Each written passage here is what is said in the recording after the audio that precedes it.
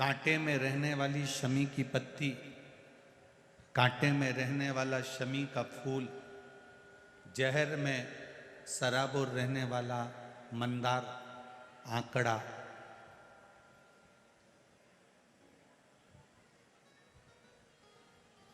जहर में परिपूर्ण होने वाला कनेर,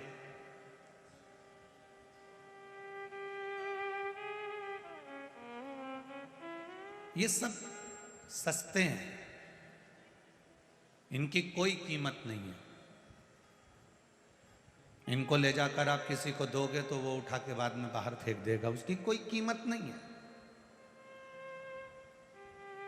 पर वही मंदार,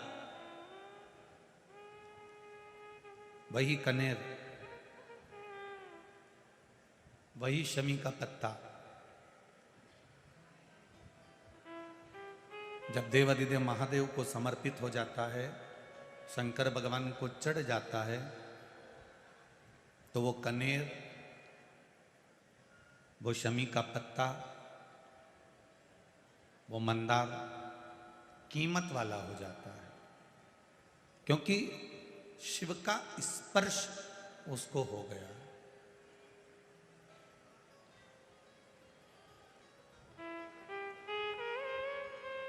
एक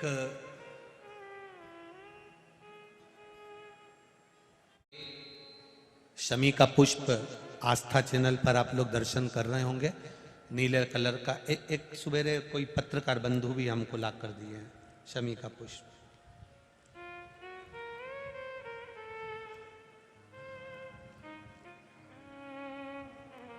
टीवी पर आपको आस्था वाले दिखा रहे होंगे, उसको अच्छे से देख लेना। ये तो हमारे हाथ में कोई एक पत्रकार बंधु ने ला कर दिया था शमी का पुष्प, ये कलर का, देखिए।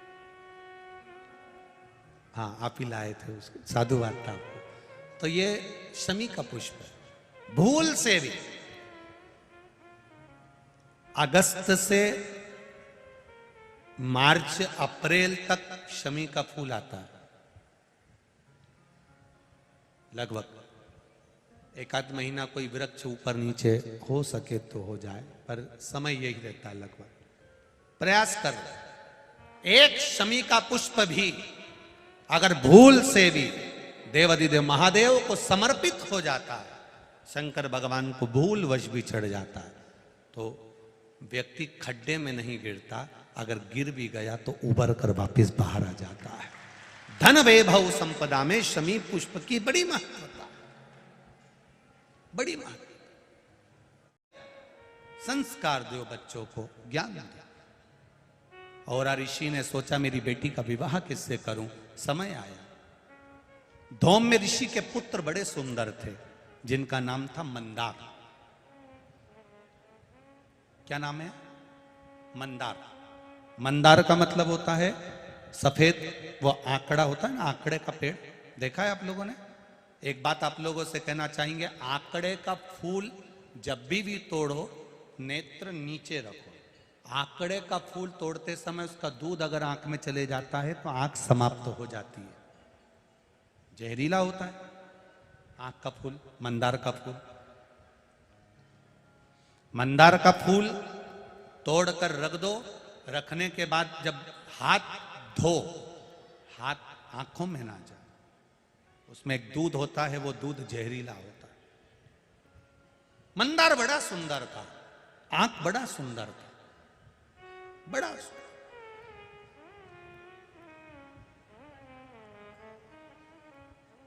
ये शिवजी का चौथा फूल है, मंदार का फूल।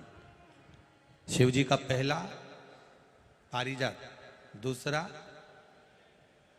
कनेर, तीसरा शमी, चौथा मंदार आंकड़ा। मंदार बड़ा सुंदर था, बहुत सुंदर, अति रमणीय। धौम्य ऋषि के पास में सूचना पहुंची और ऋषि ने जाकर निवेदन करा कि मेरी बेटी शमी का विवाह करना है।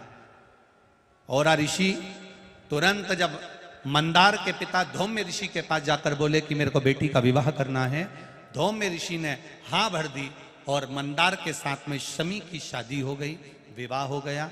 शमी का विवाह होने के बाद में जिस दिन विवाह हुआ उसके ठीक तीसरे दिवस मंदार वापिस विद्याध्ययन करने के लिए अपने गुरु के दरवाजे पर चले गए। और जैसे ही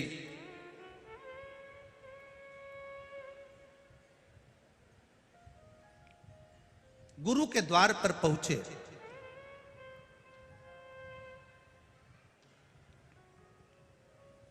जाकर निवेदन करा।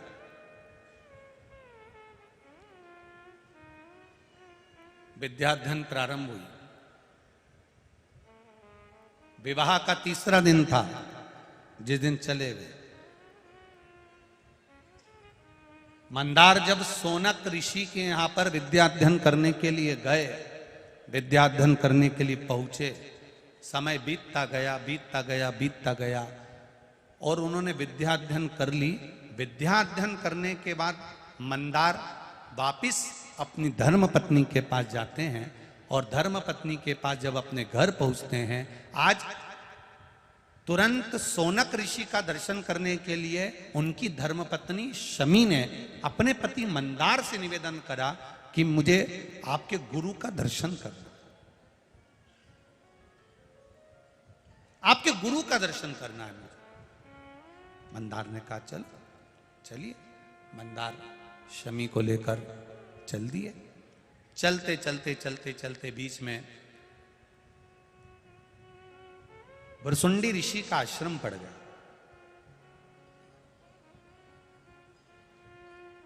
अब इनको मालूम पड़ा, शमी ने पूछा आश्रम बड़ा सुंदर लग रहा है, बड़ी सुंदर जगह है, इतना सुंदर आश्रम है, किसका आश्रम है?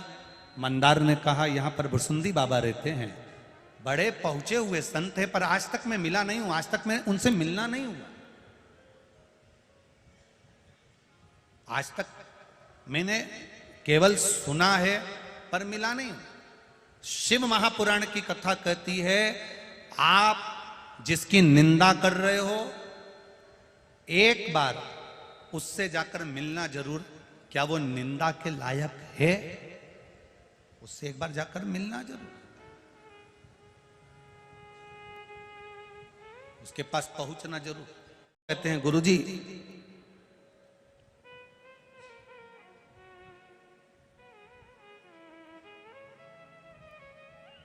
दो पौधे, एक शमी का एक बेलपत्र का, भूल से भी बेलपत्री के पौधे के नीचे से, बेलपत्री के वृक्ष के नीचे से अगर भूल से भी, तुम्हें नहीं मालूम कि यह बेलपत्री का पेड़ है, तुम्हें नहीं मालूम कि बेलपत्री का पौधा है, तुम्हें नहीं मालूम कि बेलपत्री का वृक्ष है, भूल से भी चलते चलते भी तुम्हारी ट्रैक्टर, तुम्हारी ट्राली, तुम्हारी गाड़ी, तुम्हारा बखर, तुम्हारा बेल, तुम बेलपत्री के पेड़ की छांव में से भी अगर निकल कर चले जाते हो तो दिन भर में अगर 100 पाप भी हो जाते हैं तो पल भर में धुल जाते हैं। एक बेलपत्री के वृक्ष के नीचे से, एक बेलपत्री के वृक्ष की छांव से, एक बेलपत्री के वृक्ष की मात्र टहनी की छैया से हमारे कोटि कोटि पाप समाप्त हो जाते हैं। आप सबसे इस कोटेश्वर धाम की पावन धरा से एक निवेदन करना चाहूंगा, पूरे आस्था चैनल के श्रोताओं से, फेसबुक यूट्यूब के श्रोताओं से, और जितने लोग यहाँ कथा सुन रहे हैं, बारिश का समय आए तो एक बेलपत्री का पेड़ बड़ा कर कर उसको कहीं रोड के किनारे अवश्य लगाओ, कोई निकल कर जाएगा, उस पे छांव पड़ गई तो उसका कल्याण हो जाएगा। वृक्षारोपण में बेलपत्री का वृक्ष अवश्य लगाइए। 2 वृक्ष की छांव और 2 वृक्ष का दर्शन हमारे जीवन को सुख दे जाता है। एक बेलपत्री, दूसरा शमी का पौधा।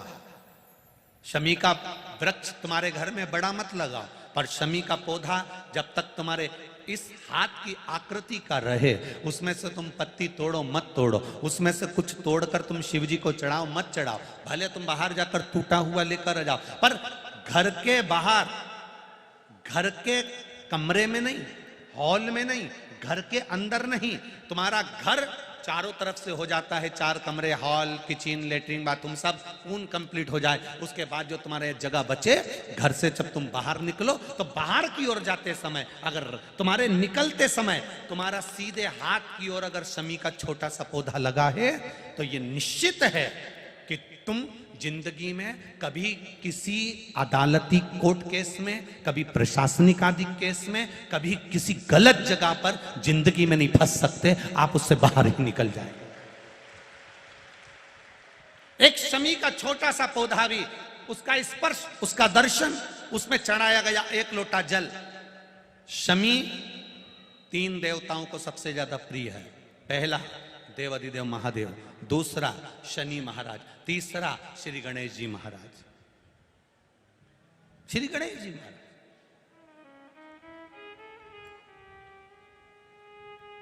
क्योंकि शमी की शादी करने वाला कौन था?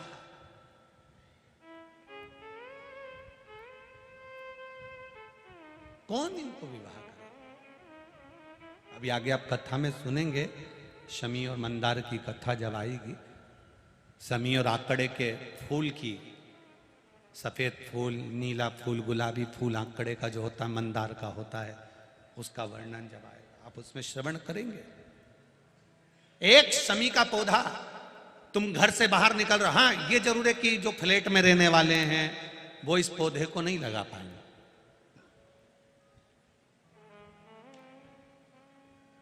क्योंकि जब दरवाजे से निकलते हैं तो अंदर गच्ची होती है, गैलरी होती है, तो कैसे लगाएं घर के बाहर। हाँ, आप डायरेक्ट निकल रहे हैं और आपका पौधा घर के बाहर लगा हो तो बात दूसरी, छोटा सा गमले में, ज्यादा बड़ा नहीं, छोटा सा। ज्यादा बड़ा हो जाए तो उसको कहीं और लगवा दो, छोटा। घर से निकलते समय सीधे हाथ पर अगर शमी का पौधा, आप निकल रहे हैं और आपका राइट हैंड है, सीधा हाथ है, घर के बाहर शमी का पौधा है, प्रतिदिन का अगर आपका नियम बन गया कि शमी को देखकर घर से बाहर निकल रहे हो, जिंदगी में कभी कांटे तुम्हारे जीवन में आ ही नहीं सकते, कोई रोड़ा आएगा ही नहीं, बढ़ जाओ। यही रह गया। शमी में शनि भी है, शमी में गणेश भी और शमी में शिव भी है। कल एक कथा चल रही थी,